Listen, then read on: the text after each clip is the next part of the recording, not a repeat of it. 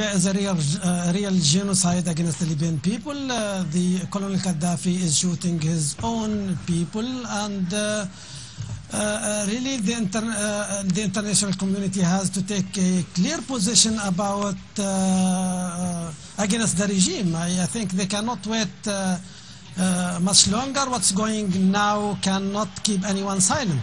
So you, even as an ambassador or as part of the ambassadorial team to the United Nations from Libya, clearly do not agree with anything that this regime is doing at the moment. Do you consider yourself a defector from that government which put you there?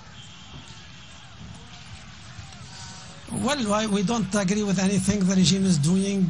We are in the service of the people, according to even the Colonel Gaddafi philosophy. We are in the service of the people. We have never been in the service of the regime, and now we are in the disposition of the Libyan people to serve him. Certainly, the Libyan mission to the United Nations is the Libyan people's mission, and we are here to serve the Libyan people. Have you had any contact, or has your team had any contact, either with Colonel Gaddafi or with other members of the regime? We don't have any contacts really with any official of the regime.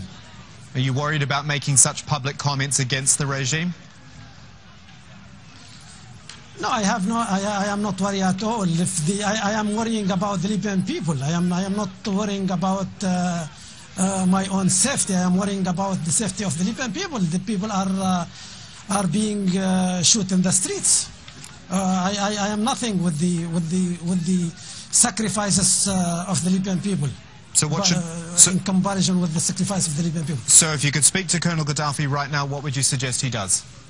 I don't speak to Colonel Gaddafi. The only thing I tell him on the air now, he has to get out.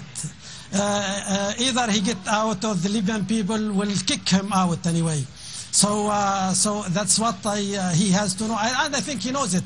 He knows it, and he's trying to just delay his fate. Do you believe this entire regime is now crumbling? A lot of the guests we've had on Al Jazeera have been saying they think this is, it looks like the end of this regime.